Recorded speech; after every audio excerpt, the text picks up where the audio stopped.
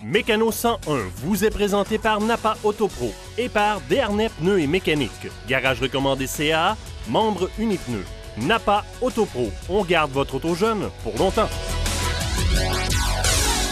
Salut Jean-Guy. Salut Daniel. Alors nous sommes ici chez LKQ afin de voir et de comprendre un peu qu'est-ce que l'entretien préventif peut faire sur un véhicule. Et nous avons vraiment un moteur ici, donc on est gâtés. Oui, bien c'est parce que c'est un moteur qui est intéressant parce qu'il y a 120 000 km. Donc avec un moteur de 120 000 km, on peut dire que c'est un moteur d'expérience.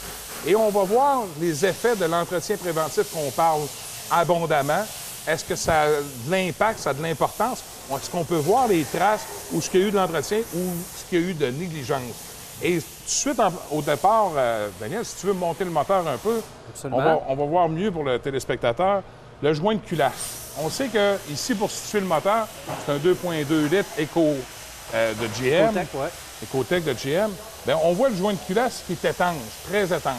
Donc, on peut prétendre, sans se tromper, que l'antigel moteur qui était à l'intérieur de ça et qui passait dans le système de refroidissement a été remplacé à temps, justement pour ne pas perdre ses propriétés. Il ne peut pas gruger aussi l'aluminium, parce qu'on sait qu'on a des têtes d'aluminium, souvent avec des blocs en acier composé, et cette différence de métaux-là fait en sorte que l'antigel, à la longue, à force de chauffer et de refroidir, perd ses propriétés et à ce moment-là, va gruger le métal et se résume par des fuites. Fait qu'ici, on voit que c'est complètement étanche. L'autre point, un point négatif qu'on peut voir, c'est au niveau de l'admission. Parce qu'on sait que l'entrée d'air qui est située ici, sur le clapet, qu'on peut voir les traces de carbone. Fait que tu vois très bien, hein? Il y a beaucoup de carbone qui sort. Puis le vernis aussi sur le côté, parce qu'on sent que c'est collant sur le côté. Ça fait comme un venturi. Puis le venturi, ça, c'est à ce moment-là, il ne faut pas qu'il y ait de restrictions pour que l'air rentre bien dans le moteur, pour que notre mélange air-essence soit toujours bien fait et à ce moment-là, premièrement, qu'il soit économique et surtout non polluant. Et si on voit qu'il y a une négligence à ce niveau-là, bien ça a manqué d'entretien au niveau du système d'admission. Fait que tous ces trucs-là... On pense souvent que ça s'arrête au filtreur à air. Oui, il faut aller un petit peu plus loin. Un peu plus loin, effectivement. Et par là, c'est là qu'est géré aussi tout le mélange qui va se retrouver dans chaque chambre de combustion ici. Et on peut voir la trace à la sortie. Fait que ça, ici, on a l'admission. Puis voyez-vous, à la sortie, ça, c'est les gaz d'échappement qui sortent par ici.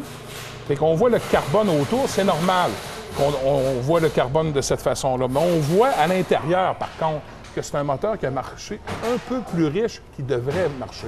Donc ça crée un encrassement davantage. Et cet encrassement-là se traduit aussi dans la chambre de combustion, à l'intérieur, où ce que le mélange se fait et où ce que notre bougie est là pour faire l'allumage, pour juste donner de la force moteur. Donc on peut prétendre déjà que ce moteur-là est consommant un peu plus qu'il devrait. Absolument. Avec ces deux indices-là, ça nous donne tout de suite l'information que ce moteur-là est encrassé. Encrassé pourquoi? Parce qu'un manque d'entretien. Fait qu'on voit tout de suite cet impact-là à ce niveau-là. Facilement réglable, ces problèmes-là. Ah oui, absolument. C'est un entretien de base, exactement. Et où ce que je voulais en venir, c'est dans les chambres de combustion, c'est la formation de carbone. Fait qu'on sait que le carbone, ça a une propriété comme une éponge. Fait que ça va absorber une partie du mélange qui va se traduire par une diminution de l'explosion et par le fait même une diminution de la force moteur. Fait que des fois, souvent, on a des automobilistes qui rentrent à l'atelier et ils disent « Il me semble que mon moteur a moins d'accélération qu'avant. Il y a moins de force qu'avant. » À ce moment-là, ça part de cette base-là et ça a commencé, il ne faut pas oublier, ça a commencé tout simplement par au niveau de l'admission d'air, tout simplement. C'est là qu'on peut voir concrètement un impact d'un entretien qui a été négligé à ce niveau-là. Et toutes les répercussions que ça peut avoir sur l'ensemble du moteur, sur ses performances, sur sa consommation et aussi sur la pollution qu'il peut faire. On peut voir par l'entretien préventif que si on est le moindrement soucieux d'en faire ce qui est recommandé par le manufacturier, c'est avec ça qu'on va en retirer des bénéfices qui sont malheureusement non tangibles, mais qui sont très concrets aussi. C'est par ça qu'on peut distinguer vraiment un moteur bien entretenu ou pas. Si on se réfère, Daniel, à l'ensemble du moteur qu'on a ici, bien, c'est sûr qu'on a d'autres pièces externes qui sont facilement. On n'a qu'à penser à la simple courroie. Mais la courroie, la simple, quand on dit simple, elle n'est pas si simple que ça. C'est qu'on l'a élargi sur les moteurs d'aujourd'hui. Avant ça, on avait 2, 3, 4 courroies dans le domaine d'un moteur. Maintenant, on a 1 à 2 courroies. Pourquoi? Parce qu'on l'a fait entraîner différentes pièces ici. Ici, c'est sûr que notre alternateur, celui qui va produire le courant pour alimenter notre batterie, notre accumulateur, passe par ici, mais passe également avec un tensionneur. Et si on aurait un autre, ici on aurait à ce moment-là une pompe pour l'air climatisé, bien, à ce moment-là, ça serait la même courroie qui passerait. Différents accessoires, la pompe d'antipollution. Souvent, c'est le même entraînement. Cette courroie-là, on n'a pas besoin de dire que c'est majeur, qu'il faut qu'elle soit là parce qu'on a des problèmes sérieux. Souvent, la crémaillère, la pompe de power steering est entraînée par ça aussi.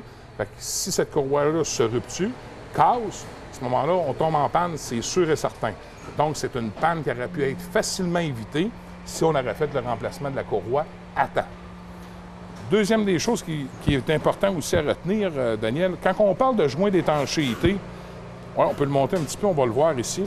Quand on parle de joint d'étanchéité, puis le dommage que ça peut causer, on voit de l'huile qui s'est ramassée ici par tout simplement une fuite qui n'a pas été réglée à temps.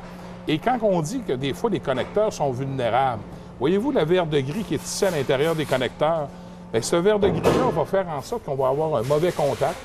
Et souvent, ces contacts-là sont reliés pour donner l'information à l'ordinateur de bord.